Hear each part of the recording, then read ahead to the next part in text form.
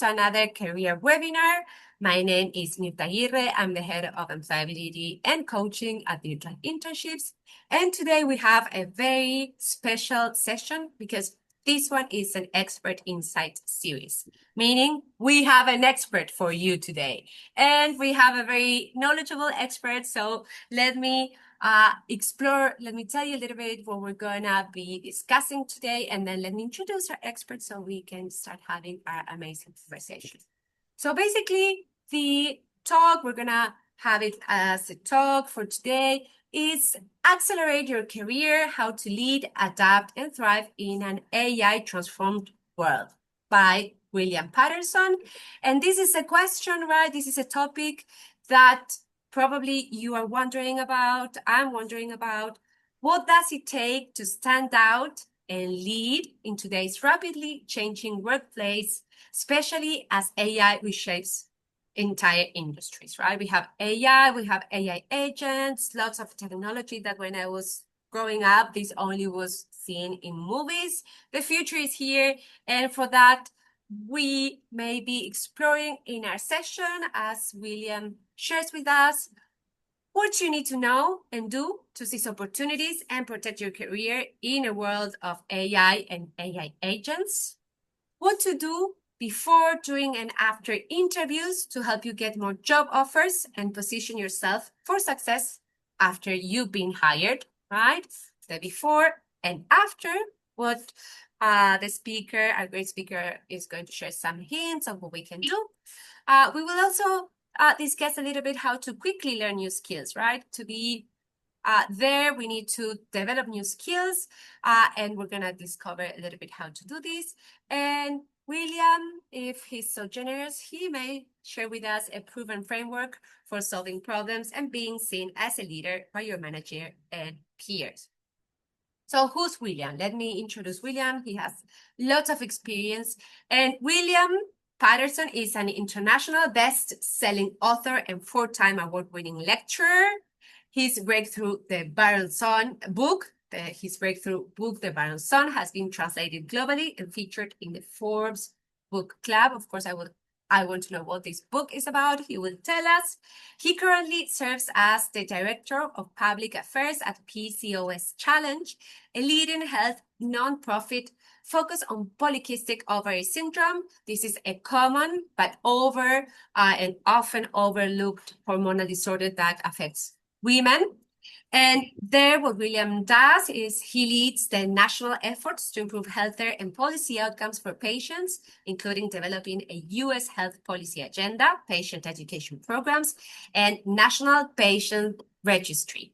He played a key role in the first successful PCOS legislative advocacy campaign in Congress and has trained over 500 patients, providers, and students on health leadership and advocacy. And he's also the CEO of the Baron Solution Group, where he coaches nonprofit leaders, entrepreneurs, and executives worldwide. So he's a true expert. Welcome, William. I'm very excited to have you here. You have an amazing career and experience, and I'm very happy for you to be here today with us. Well, Mirta, it is an absolute pleasure to be here. Thank you, everyone, for, again, spending some time with us out of your busy day. I commend all of you all as early career professionals for really being truly engaged in your professional development. This is one of the most important things that you can continue to do throughout your career is to invest in yourself and always be dedicated to never-ending continuous improvement and learning.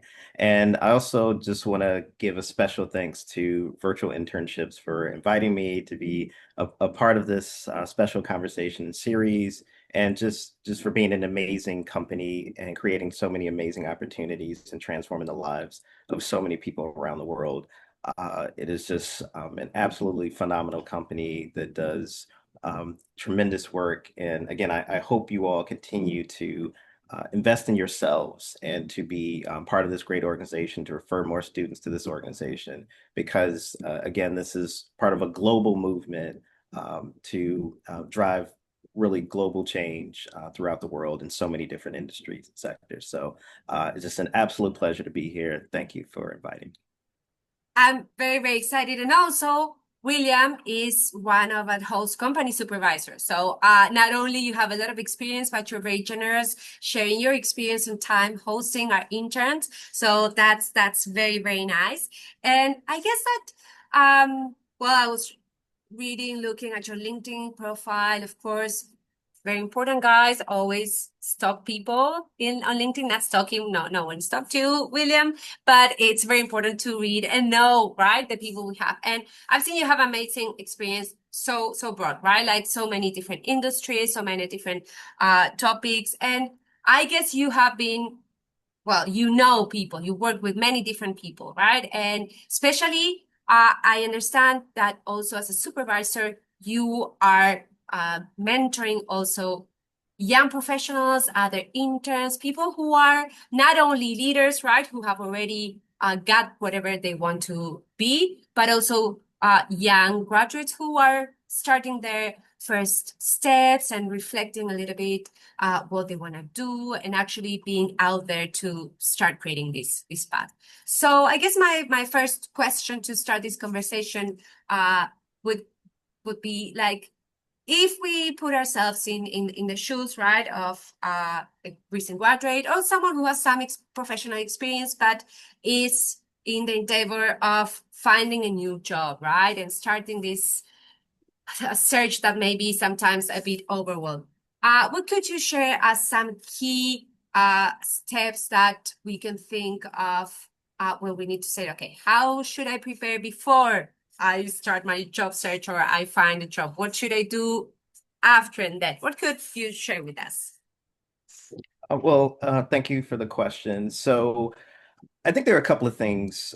One is just, are you clear on what it is that you want to do? So I think that's an important part. And in addition to doing internships, also, volunteering is also a great way for you to start to get experience and also experience with some really great companies. So I would encourage you to consider volunteering. That will enable you to get exposure in a lot of different places.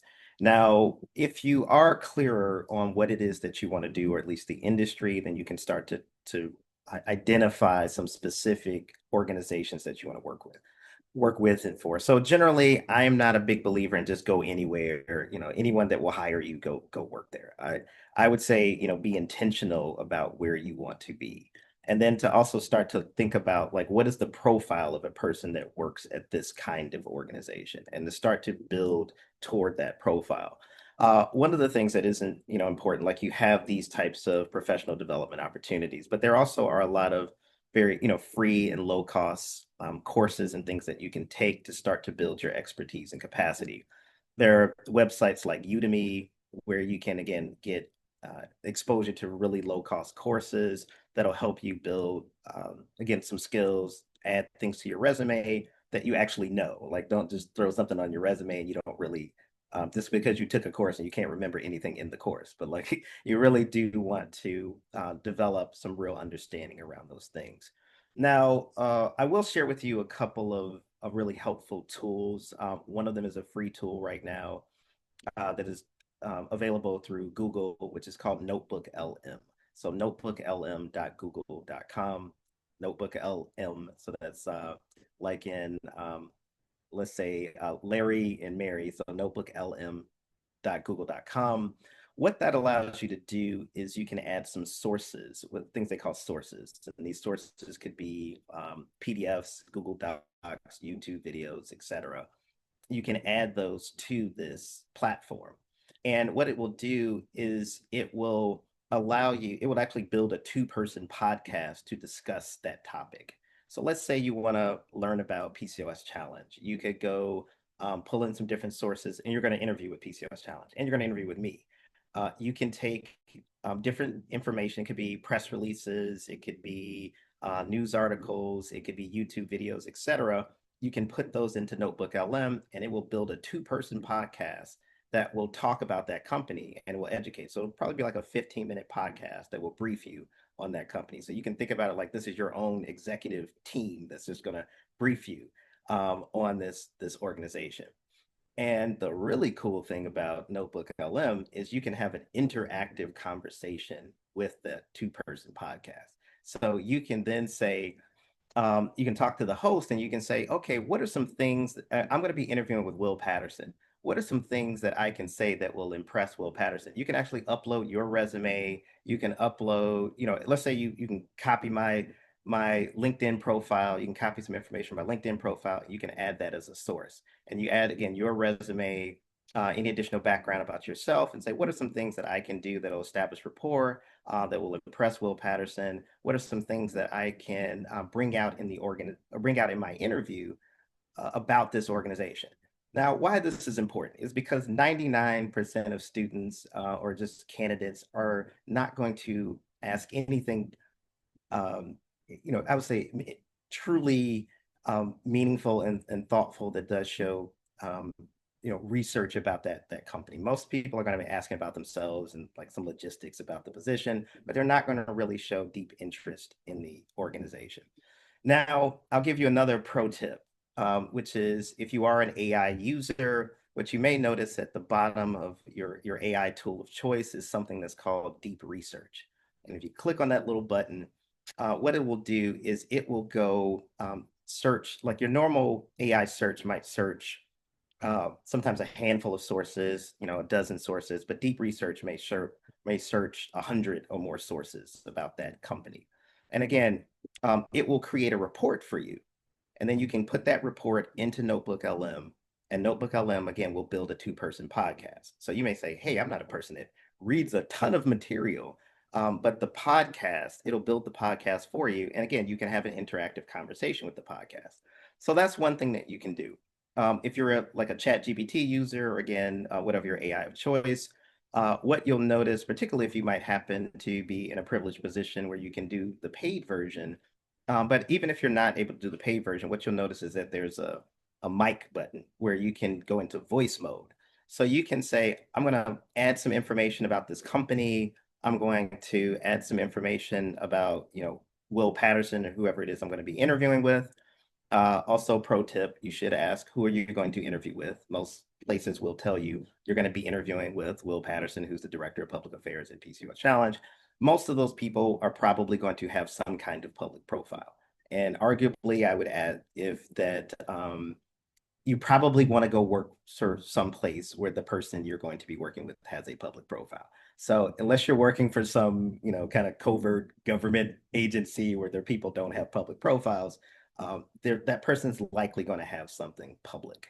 Again, you can put that in the Notebook LM and you can put in your resume so that you can find those points of alignment that you can bring out. So you can say, hey, Will, I know you did an interview back in 2023 where you talked about this particular thing, which I found particularly fascinating.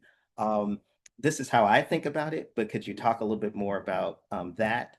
Um, I'm going to say, wow, you are amazing. You were the first person who's ever actually done a deep dive into anything that I've done. Because again, 99% of students aren't going to do this. So the mere fact, and anyone who does do it is someone who's been trained by me for the most part. So if you are going to show up, you're going to stand out more than 99% of students that are there. And as we get a little deeper into this conversation, I'm going to give you some ideas about the kind of things that you can bring up and the kinds of things that you want to ask in your deep research. But what I was about to mention is with regard to the voice mode. Like when you go into ChatGPT and you go into voice mode, you can say, I'd like you to do a mock interview with me for this position. What are some questions that you can, and I'd like you to ask me some questions and I'll answer and help me to come up with great answers to these questions or to better articulate my answers to these questions. So you can turn ChatGPT into, again, in voice mode, a coach for you to help you prepare better for interviews in a way that you're leveraging the actual information about that organization or the actual information about that presenter. So this takes our quote LinkedIn stalking to another level, which is again healthy stalking. It takes it to a new level that will help you prepare for interviews in a way that you've never done before.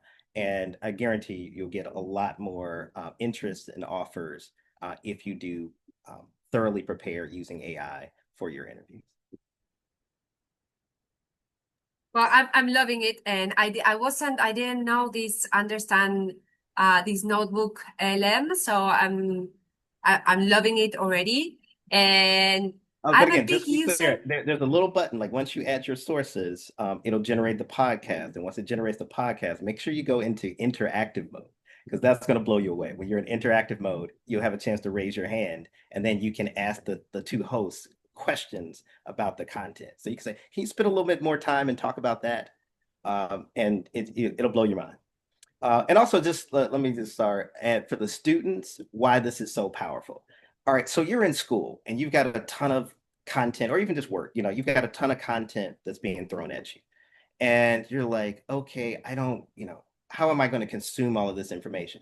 Use Notebook LM, put it in again, assuming it's not proprietary. But the other thing about Notebook LM is that it's walled off from the internet, like they don't train on the data or anything like that. So it's just you. And it also doesn't pull in outside sources unless you ask it to. So it's just going to give you true information. It's not going to hallucinate like ChatGPT or the others will. So it's just going to give you information based on the files that you put in it. And so you can put information to help you prepare. So if you're trying to learn something new, you can put information to help you prepare. It'll build the podcast and you can have the interaction. So you say, okay, I have a meeting coming up, my first staff meeting or my team meeting. What are some things that I can bring up, great questions that I can ask in this meeting that'll help you stand out as a star on that team? So again, you'll find that to be incredibly helpful as you're working through your career. Wow, I wasn't aware of this and I'm already very excited. I use ChatGPT a lot, but sometimes due to my network connections, I don't use it really in voice mode, right? But now I'm realizing that I'm missing a lot also, like you mentioned, like having this practice of with the input, right? That you share with Notebook and the ideas to really create powerful questions. The idea is, as you mentioned, to stand out, right? Because I imagine you've seen hundreds of students, right? So you know also the common mistakes, and one of them is like precisely not being ready, not preparing, and basically, or if they prepare to have all these basic similar questions that you said, oh, they took it from a Google, a website, and these are the usual questions that don't add any value or make it any interesting, right? And so how could you say, okay, when the student, the person, the professional is there in this interview and then they do the research, they use the tools, they are there. What are the key things that you would say are essential during this internship that you said this person is a great candidate? And once you already said, okay, I want this candidate, what is it the next step that will make you see this person, is there like adding value and how can we prepare for that? Sure. Well, one of the things that I do teach, all of the interns, and again, just for context, our internships are framed as a leadership and management trainee program. So we are training people to put themselves on a leadership and management track very early in their career. So that is the context with which I train people. And one of the first things I teach them is this idea of managing up. So what does managing up mean? It means the ability to manage two people. One is to manage your manager, and the other is to manage yourself. So when it comes to managing yourself, the way I kind of describe it is having an out-of-body experience. So imagine you are your ideal manager, and what would you want your ideal manager to do for you? So you try to be that for yourself, and then you also say, what would my ideal employee look like? And then you try to be that for yourself. So you try to show up in both of those different capacities. So when you are in essence managing yourself to some degree, you are reducing the your manager's need to quote micromanage you, to keep reminding you, did you do this? Did you do this? Did you do those things? So reducing your manager's need to micromanage you will allow your manager to spend more time developing you. So that's why that part is important. But let's kind of talk about like what does managing up mean? What are the different parts of that? So the first thing that I would say with regard to managing up is the importance of being coachable. So that if someone gives you great advice, what you do is you actually go apply that advice. But the other part about being coachable that most people forget is the feedback loop. So when someone gives you great advice, you want to have a feedback loop that says, hey, Will, I tried this thing, it worked or it didn't work. If it did work, you say, wow, thank you so much for that great advice. Is there anything else you think I should try? So again, if you have someone that's giving you great advice, keep going back. Keep asking for more great advice. Instead of walking away when you only got 1% of their wisdom, you can continue to build. But also, if you tried something and it didn't work out, you want to get some clarity as to, perhaps what you could do differently if you left something out.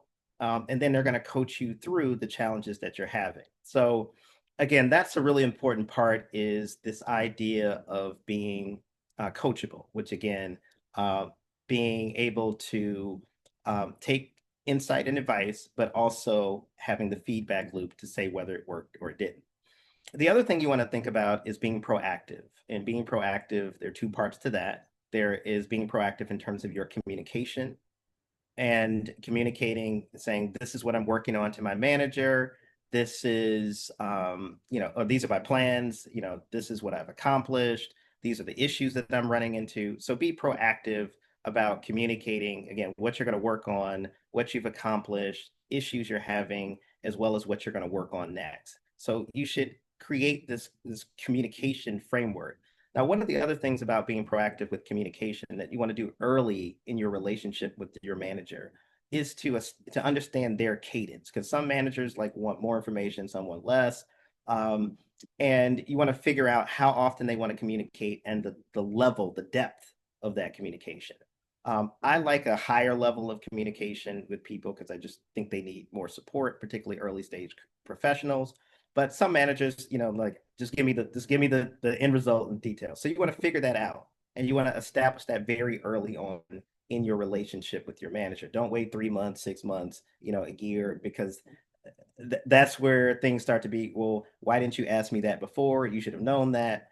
There's a grace period early in your relationship. So establish that cadence. And then that way you're not wondering, well, should I send them? Is this too much information? So you don't want to get in your head by waiting too long to figure out how and how often you should communicate with your manager.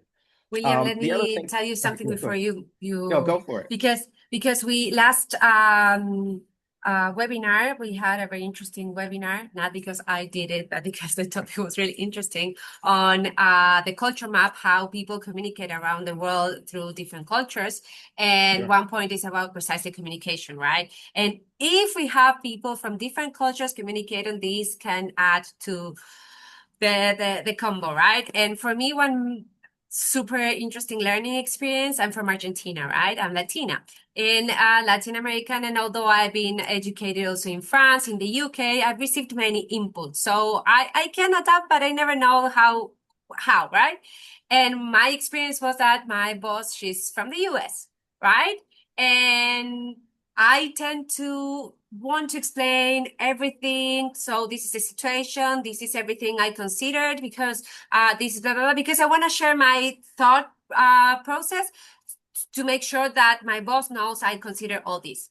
But then later, very early on, actually, I realized she could get like, she was like, Mirta, get to the point. Like, what is your solution?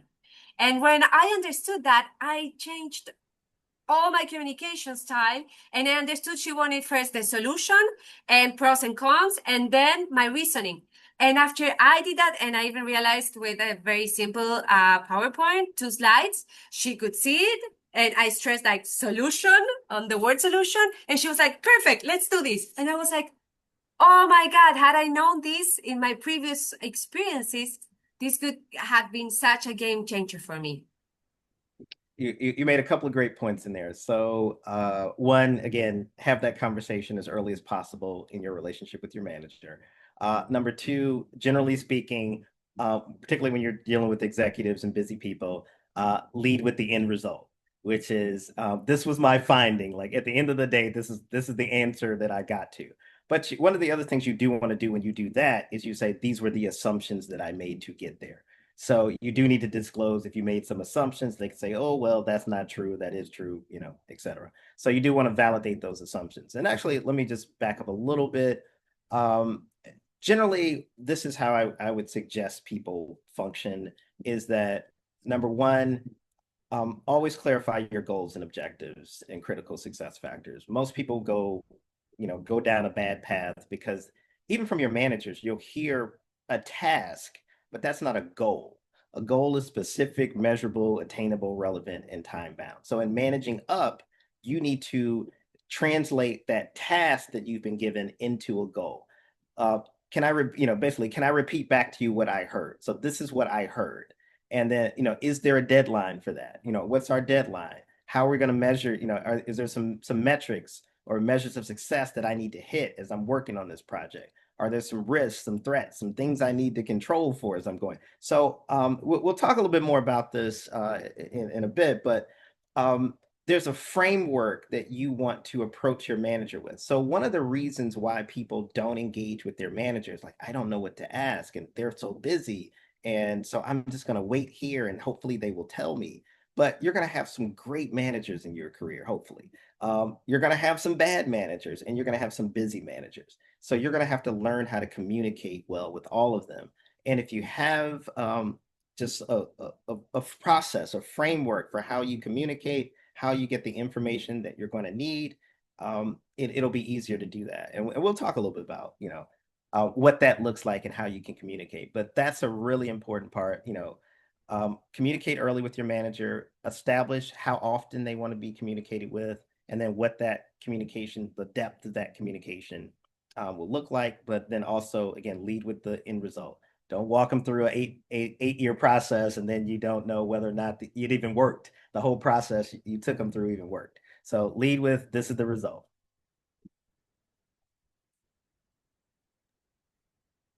Amazing. This is really, really great. And I think you were gonna tell us about this framework, right? When you work with collaborators, you often find that we as collaborators, our job is to solve problems, right? No matter where we are, no matter in what industry, no matter what role, we are all the time solving problems, right? Like that's actually our task. We have our problem, something we need to achieve, and we need to find a way. We need to find a solution.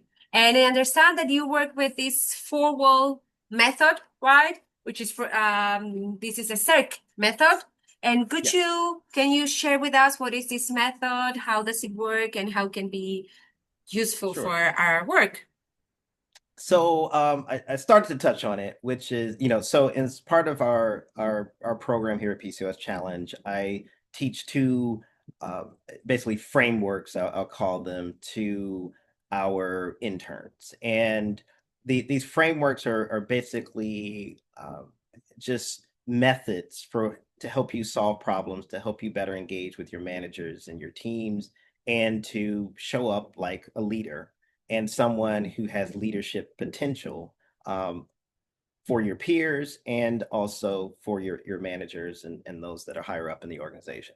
So what is this four walls method? So I like to describe it. Let's say, imagine that we are farmers and we have the sheep that we need to protect, and these sheep are the equivalent of our goals. So we want to make sure that we protect our goals. And the way we're going to protect them is by keeping them in our enclosure here. So we have four walls that we need to make sure are strong so that nothing gets out, the sheep don't get out, and nothing gets in to harm our sheep because we need the wool for the villagers, like for the winter. We need to make sure that they are taken care of. All right, so the first wall is your goals, objectives, and your critical success factors. That is non-negotiable. You always want to start there. And the first wall, again, looking at either your goals or your objectives should be SMART. So SMART being an acronym for specific, measurable, attainable, relevant, and time bound. If someone gives you a task that is not specific, measurable, attainable, relevant, and time bound, you want to make it that. So that is your responsibility as the person who's going to be working on this project. If you don't clarify those things, you will be in trouble. So Mirta, actually, if you don't mind, let me tell a story that will further frame like why this is important. All right. Absolutely. Go for So it. the way that I talk to a lot of my interns is, at least while you're going to spend some time with me, I want you to trust me. All right. Like I will always set you up for success. So just know that. Like everything that I'm going to give you, from the highest of the high to the lowest of the low, is because I firmly believe it to be in the long-term best interest of your career. So, um, many people who probably have engaged with you beforehand have not fully prepared you for what you're about to go out there and face. I will not be one of those people. So, in order for you to go down this road, you're going to need 8 things in this little bag that, you're going to take out there. I need you to believe me that you're going to need all 8 things in this bag. Now, you may say, how am I possibly ever going to need that thing? But trust me, you are going to need it. Now, your peers are going to, not pack all 8. Some are going to pack 7, some are going to pack 6, some are going to pack 3, some are going to leave the bag altogether. And then you're going to be on the road with your peers, and they say, "Did you bring your bag?" And they say, "No, I forgot it. I was rushing out of the house. Um, I only brought 7 because that the 8th thing was too heavy." Like there's going to be some reason why they're not going to bring those 8 things. But I guarantee you, you're going to meet something perilous, something dangerous on that road where you're going to need something in that bag. And you're going to say, "That's why he told me to pack that." And then you're going to see some amazing thing. You're going to see some treasure on that road. You can say, "Man, but I can't reach it." And then if you pack the 8 things, you're going to have something to be able to reach that treasure. So both the good and the bad, you're going to need those 8 things. So this framework is one of those 8 things that you're going to want to have in that bag. But a lot of people aren't going to believe me that they need to pack these 8 things in the bag, and they're going to get there and they're going to say, "Wow, I can't do what I need to do because I left one of those things out of the bag." All right. So this Are you framework, gonna I've been. tell us what the other 7 are? Yeah. Well, we're Another gonna get to time. as many. We're gonna get to as Okay. many as we can. We're gonna get to as many as we Okay. So you're can. building All there. right. I'm like, okay, I need these Yeah, eight okay. things, but Okay. let's start with the first All one, right, the so I'll framework. start with the important. I'll start with the Yes. important. So one of Perfect. them will, Perfect. will be this framework, again, this 4 walls method framework. So again, starting with your goals, your objectives, your critical success factors. Um, that is where most people go wrong, is they start doing stuff with an unclear goal.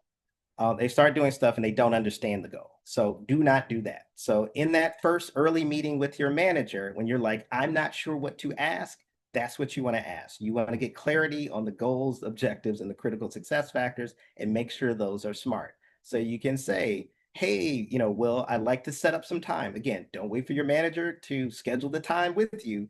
Go proactively schedule it in your first early weeks to schedule it to get clarity. The next is, a lot of times you're working on a project, that may involve people. So who is the audience? What are the key messages to that audience? And then what are the risks, the threats, the things that I need to control in this process in order to make sure I'm successful? And then is there a model that I can customize or optimize for this specific situation so that you're not reinventing the wheel? So those are the 4 walls. So usually if things are going wrong, it's because you were unclear about the goal or not specific enough about the goals and objectives and the critical success factors. Number 2, you didn't know who the audience was. You didn't know what you were supposed to be saying to those people, and you were saying the wrong thing at the wrong time. Um, Number 3 is you weren't clear on all the things that could go wrong relative to achieving those specific goals and objectives. And then the fourth thing is that you didn't have a good model, that you were trying to reinvent the wheel versus finding something that was similar, that was similar and successful, that you could leverage the best parts. Now, let me pivot real quick and I'm going to talk about this CIRC method. So the CIRC is an acronym: double S, double R, double C. So CIRC, double S, double R, double C. The first S in the CIRC method is strategic alignment. So you say, how does this job, my internship or my first job, how does this fit into the broader strategic goals of the company?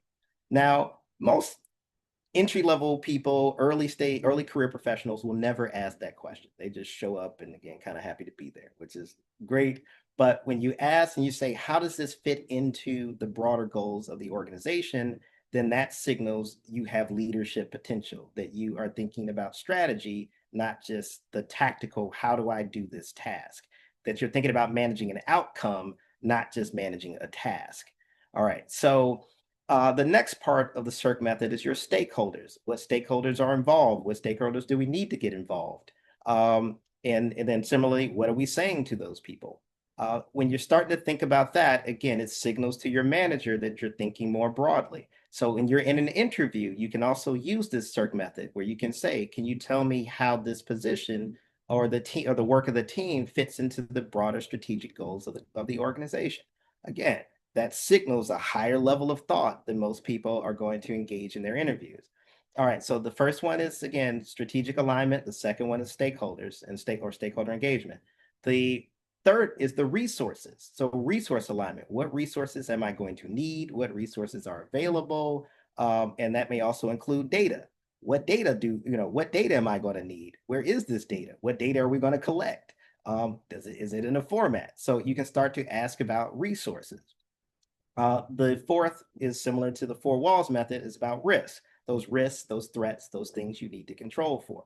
So you can ask those kind of thoughtful questions in your interview. So again, we've got through the two S's and the two R's. The first C is around critical success factors. So generally, when it comes to critical success factors, not everything is equally important. Some stuff is a lot more important for you to do than other things. You want to understand what is the absolute stuff that I have to do and most critical stuff that I need to focus on in here. And then you can make sure you get that stuff right so you'll get some momentum in the project. And then lastly is where you get into continuous improvement, which also includes the metrics or the measures of success, which are, how are we measuring success with this project? What are the benchmarks? What are the things that I need to make sure that I'm hitting? Why is that important? Is because then when it comes time to your evaluation, it's not subjective. You can say, you told me I needed to do these three things, and I exceeded each of those by 15 or 20%. And if you have something concrete that is how you're being measured, then you have a target that you can, in essence, reverse engineer from to make sure that you hit those things. So this is how you get more bonuses, is because it's no longer subjective, or at least a lot less of your review is subjective and it becomes more objective and it becomes very clear what you're going after. This is very, very useful. And I really I was thinking when you were sharing the critical success factors, not everything is equally important. And also beyond the interview, right? Once we're there in our job, same thing. There are many things that sometimes in my experience, I've had a manager, supervisor who told me to do things, right? And then I sometimes realized there were some things they never actually went back on. Sometimes, I don't know, they thought that this was important or whatever. And then when I clarified, like, for when do you need this? Okay, we'll see. And then I realized, oh, actually, I don't know. I don't even know why this person gave this to me, right? Sometimes we do find bad managers that give us tasks for the sake of telling us to do something. But then I realized, okay, what are the key things that I need to do for my job, right? And for my job to be successful. And I think this is very important also to understand this early on in our career, so we can also say, from all these things I need to do, what are the key, these 20% things that will bring up the 80%, right? Like of success, that so we put our effort correctly. And okay, so you're mentioning all these things that we can apply during the internship as use this. And for our audience, I'm taking notes of what William is sharing. So I will share the slide deck I'm creating, because as you were sharing, I was like, okay, I need to have this. So I will share these nice ideas. So we can apply this during our internship, our interview, to come up with these questions that will show value or a potential value that we're critical thinkers. And we can use this during our internship, our actual work, right? And now that we have all this AI going around, right? How should we use AI in our work, right? You shared this notebook tool. How do we incorporate AI? Do we use it for research? Do we use it for brainstorming? Because I've seen also some people like doing quite a literal use of AI, right? Asking ChatGPT and then using what ChatGPT shares and then presenting this to the supervisor. So I would like your insight on how can we actually incorporate AI into our tasks, our role. Sure. Well, I guess there's some nuance in this conversation, and a lot depends on the nature of the content that you're working on. So even let's say at Google, Google has a term called YMYL, which means your money or your life. And so if there is content that has to do with people's finances or people's health, then that content is held to a higher standard. So you also just have to look at your environment and understand the level of precision and accuracy that is required in certain environments and for certain tasks. So that is important to understand. It's also important to understand that if you're just sitting down and you're using ChatGPT, in general, it is not what would be considered a fine-tuned model, which means that it is not trained on specific data, or at least your organization's specific data or what it is. So in general, and it's not that hard to do, but well, I guess it depends on the scope, but um, you can fine tune an AI model to be more precise in how it answers things. Again, this is a more advanced strategy, but it's not that advanced. And ultimately, I would suggest this is the kind of thing that you would want to spend some time to learn how to do because this.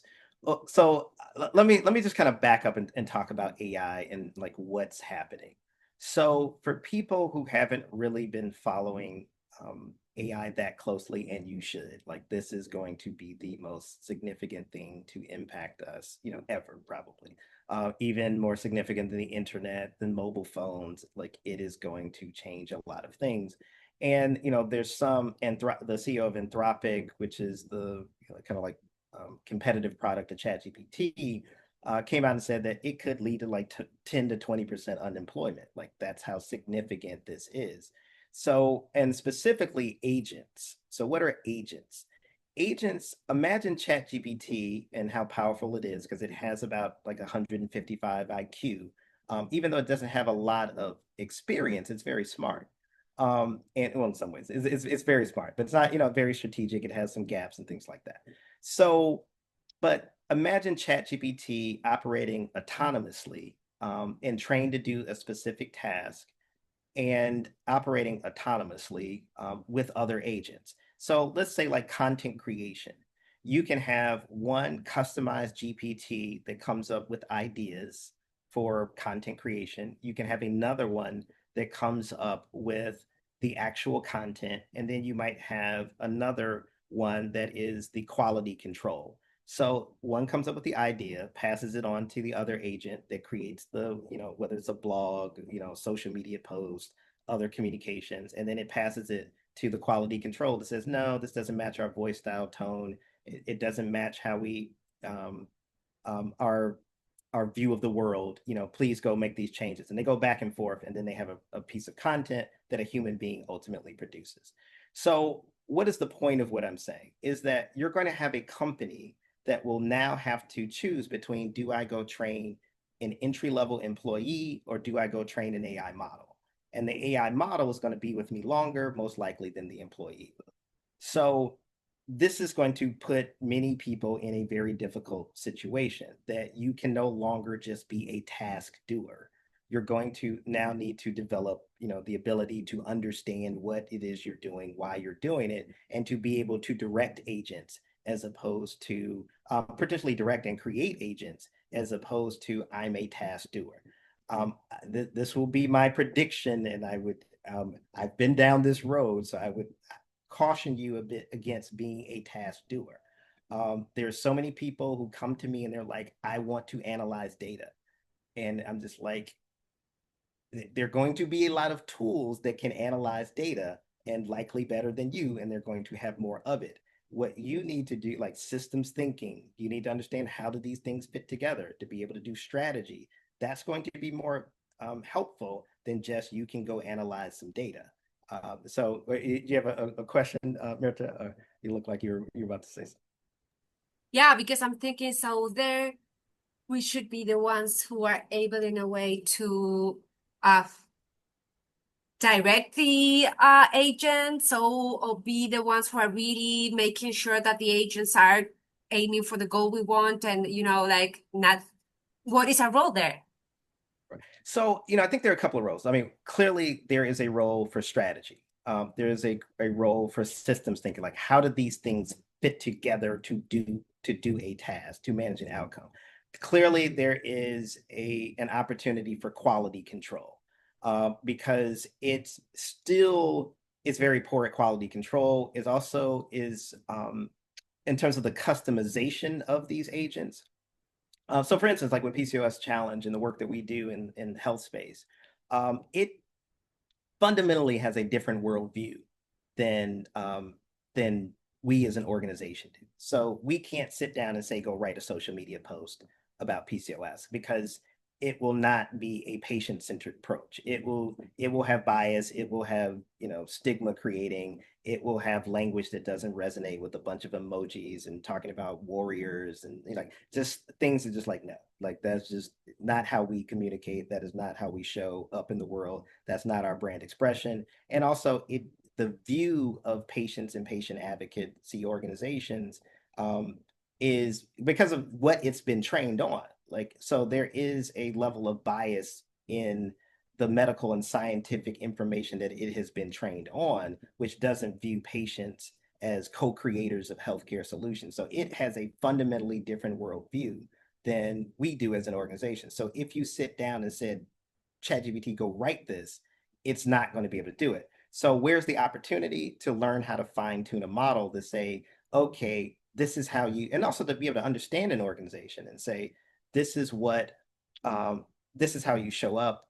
So let me give you like a very practical way to do this is you can go look at an organization's communications, their social media posts, their website content. You could literally go put that into ChatGPT and you can say, describe this for me, create a brand brief for me about this organization. How do they show up? What is their worldview? What what are their value? Because some of that stuff will be defined, but in terms of hopefully on the website, but it will tell you, it will give you a sense of that organization's what I would call a strategic identity. It will tell you this is how they show up in the world, this is how they communicate, this is what they believe. And if you can start to learn how to customize models and control for that and understand the differences, or even just know that there are differences, and to say you need to, or at least I can help you um, in a way that modify these systems in a way that will account for those differences, account for those unique things about your brand and your organization. Because again, similarly, a lot of schools aren't training for this, and a lot of organizations are still trying to figure this out. So the bottom line is like let's go to the lowest common denominator to the highest common denominator, and then we'll kind of open it up. But um, the lowest common denominator, like okay, I'm not a technical person. I'm not a I'm not a technical person. What do I do? I'm in a space that is, I'll call it kind of a commodity space where there are a lot of people doing very similar things, and likely an agent will ultimately be able to do what I do. So things that I would recommend, number one, use Notebook LM. Go start to pull in things that you can understand. And Notebook LM will break it down so that you can understand it. Pull them in so that you can start learning these things and you can start asking these questions. It will help you figure it out. So that's what you can do. Now, actually, and this is an important point, which is like, how do you learn something new? And I think that's probably one of the most valuable things that you all can take away from this too. All right, how do I learn something new?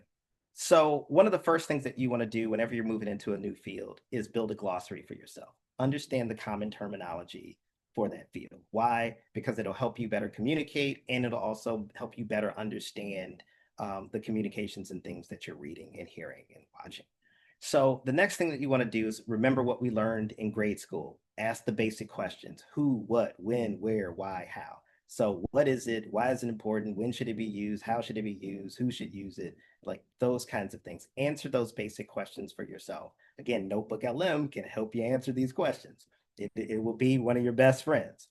All right. So, and it can do it in voice mode. You don't have to read anything. Like you can have a conversation and learn these things. So, um, the other thing after you get through the who, what, when, where, why is you look for the accelerators. What are the things that can make this go better, faster, can be done at a lower cost?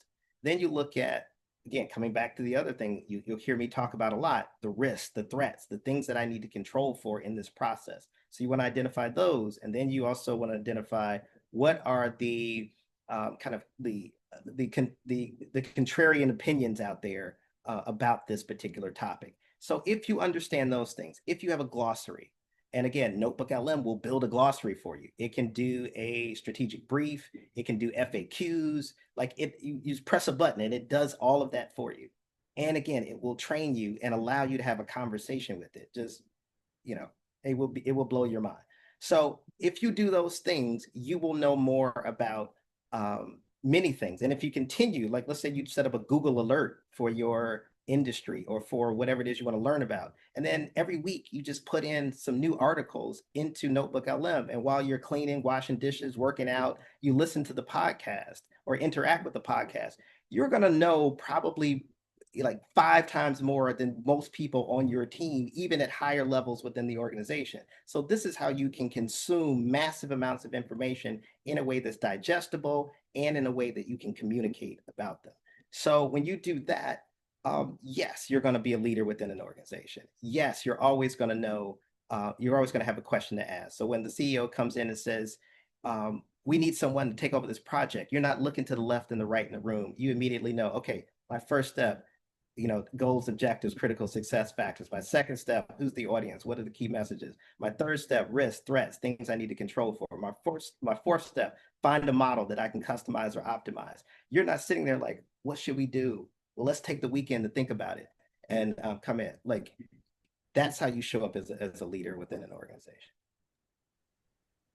Wow, it's been so interesting. I have so many questions, but unfortunately, we're running out of time. So I don't know if people have some questions. This is a time for you guys to share in the chat. Um, yes, I really like this strategy to learning, right? Because yes, we have a question here. Is what software to learn and skills what softwares to learn and not skills to not be replaced by AI? I think the question goes around. Yeah, Lily. So again, I would lean into, one, just not necessarily, well, I would lean into learning how to, one, build agents. I would learn how to direct agents, learning how the gaps that agents have, at least currently, but also just realize whatever you believe about AI may not be true tomorrow. Like literally, it changes that fast. So I would lean into it, subscribe to some YouTube channels about agents, AI.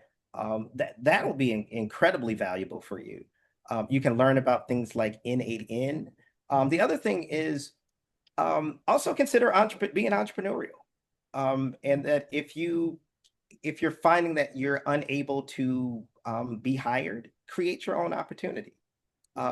So it'll become increasingly easier to create content, to create video. I mean, it's like AI video stuff. I mean, you could create movies from a voice prompt. Like it is crazy how fast this stuff is growing. So the technical barrier to do so many things is dropping away. So you're really tapping into your creativity, your thinking, looking at where the gaps are, looking at where people aren't paying attention, where they aren't building for people, and those are where people are being ignored. That's what you want to lean into, and then also consider your entrepreneurial gifts or ambitions and build something in that space. But the other part is yes. also relationships and people. AI, isn't necessarily doing that well right now. So, um, And where do you think, this is my curiosity, what do you think are going to be roles that definitely AI won't be able to replace? If there's anything whatsoever. it's rough because one, I think strategy, because again, you still have to pick something. You have to pick something that you want to work on and some problem you want to solve and go after it. So I think that part, but AI is one thing, but when you pair it with robotics, like that's the other part. So like the physical stuff that people can't do, robotics will eventually start to catch up and be able to do. But again, just picking things, picking the right things to focus on, the right problems to focus on, and then how also again looking at systems thinking and thinking about like how do things work individually, how do they work collectively, and how do they work holistically or as a system. And I think that's where the genius and the opportunity starts to come together is yeah, that AI might be able to do that one job or that agent might be able to do that one job, but the magic becomes just like people. It's a bunch of people you can go hire, but where the magic happens is where you bring them together to do around a common idea or a common purpose. So think about it in that way that you now have an opportunity to be your CEO. So the thing is, what is your vision for the world? What is the thing that you want to bring out? And then you learn how to control the AI agents to go build that thing. And whether you want to build it in concert with an organization or whether you want to build it on your own, but I would say, dream, hope, have a vision for some problem you want to solve for the world. Amazing. Do we have time for a couple of questions? Oh, of course. Yeah, I'm here for you. So Someone is asking, what advice do you have for someone who switch industries and majors? How can they confidently build a new career? Great question. So one, again, I know life is hard and you need to pay some bills, but one is volunteering. Go see if you can volunteer with some top organizations. That will be helpful. One, two, like use what I suggested around learning the actual industry in terms of using that framework, the glossary, the who, what, when, where, why, how. What are people in specific organizations trying to do with it? What are the accelerators? What are the risks? With the contrarian views. Those are going to be things helpful. But also, let's say you want to go break into a company. I'll give you an example. You also the other thing is like don't stand in the line. So right now, like I can't get a job. They look at me like I'm different. They're like I don't fit the regular profile. LinkedIn, reach out to the person, and then you can say, um, share something with them. Do some deep research and build a presentation deck. Again, AI can help you do a lot of this stuff. Just make sure it's right. But build a presentation deck and say, hey, like wow them, show them that you are better than the people that they have. And that's not very hard because again, most people are just there. They're not really solving big problems.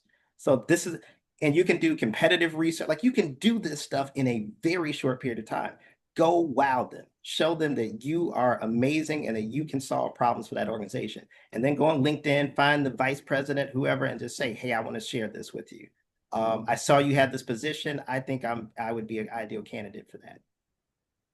Or you say, hey, I want you to mentor me. So I'll give you another, just a quick example, which is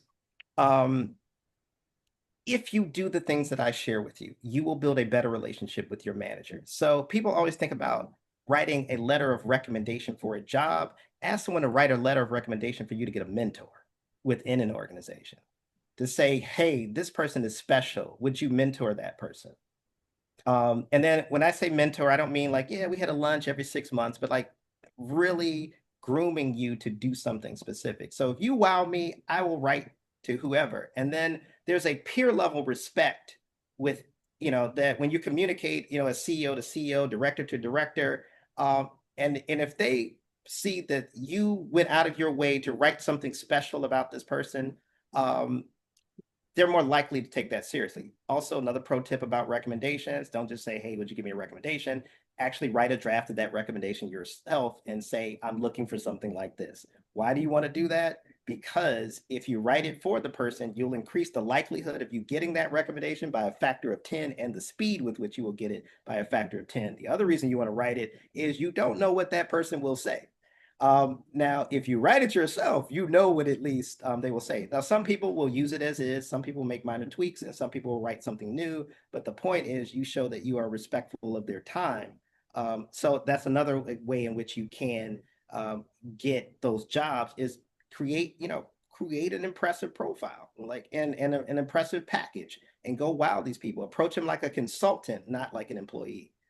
And if you approach them like a consultant, like I can solve problems, and and more or less, I'm here to help you win. I can make life easier for you as a manager, director. There's so many people that want stuff from busy people. There are very few people that are solving problems and want to make life easier for those busy people. Be a person that makes life easier for them, and they're going to say, "I yes, that's who I need." That's amazing piece of content that you're sharing, piece of advice. I think I froze, but I'm still here, right? You can hear me. I can hear you. Perfect. I really loved the fact of that you just said, ask someone to write a recommendation for us to be mentored by someone. Having a mentor is one of the biggest things we can have in our career. That's a career changer. And I had never thought of that. So I'm taking this idea. Thank you for that.